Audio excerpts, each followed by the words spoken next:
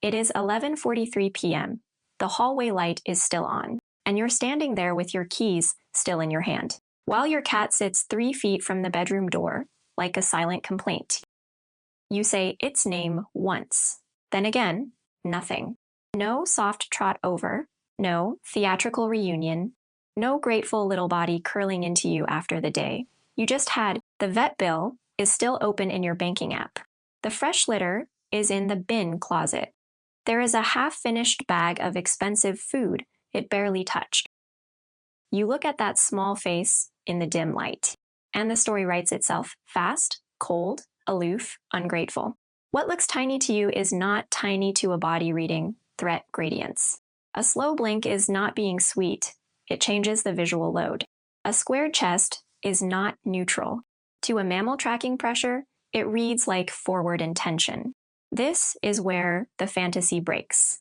So when a cat stays in the room instead of leaving, turns one side toward you, starts grooming under the chair, that is not random background behavior. That is affiliative proximity under reduced arousal. The HPA axis is no longer firing at the same volume. The cortisol pool is not empty, just lower. Even their senses are built for this level of precision. The vomeronasal organ samples chemical information you never notice. Interdigital glands leave stress and familiarity on the floor. Cats process low light through the tapetum lucidum. But what matters in your apartment is often simpler. Whether your body makes the room feel metabolically expensive. This is not a character test you failed, not theirs, not yours. If you've ever stood in a kitchen holding prescription food, looking at a pet who won't come when called, and felt that ridiculous sharp thought rise up. After everything I do, why does this feel so one-sided? That thought does not make you selfish. It makes you tired. It makes you human. You're trying to measure connection with the tools your species uses. Effort, reciprocity, visible affection, some sign that the care landed. But their body is not grading you that way. Their nervous system is not sitting there totaling litter costs. Emergency vet charges.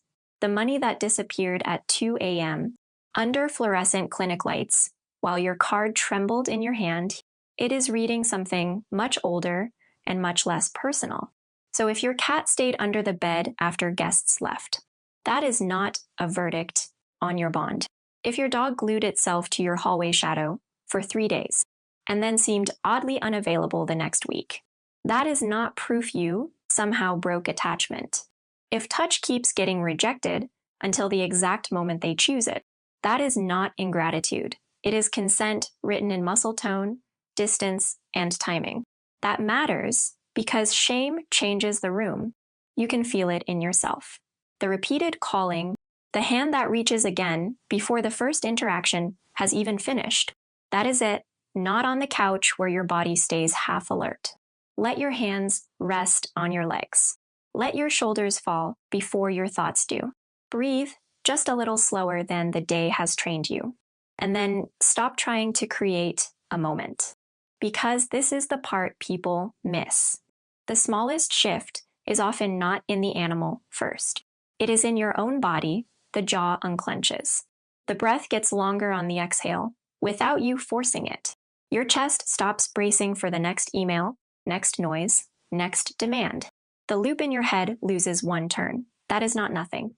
That is your sympathetic nervous system easing its grip for a second. That is allostatic load dropping by a notch small enough to miss. If you're still narrating everything as behavior. If your cat comes closer, fine. If it doesn't, also fine. If it sits under the chair instead of on your lap, that still counts. If it turns its side toward you, grooms in your line of sight, loafs 3 feet away, or simply stays in the room without vanishing, that is information, clean information, not romantic, not dramatic, just real. If you have a dog, maybe it circles once and lies down with one hip dropped. Tell me which moment did it for you. The cat staying in sight, the dog exhaling by your feet, or the exact second you realized your own body had gone quiet before theirs did. If this kind of pet interaction brings you back into your body, that is not weakness. It is your nervous system recognizing a form of connection. That lets it recover without performing. What kind of pet interaction pulls you out of the day the fastest? Tell me what changes first: your breath, your shoulders, or the mental noise in your head. Watch your pet closely tonight. Which tiny signal looks different now that you're looking for safety and stress instead of attitude? Leave that detail in the comments.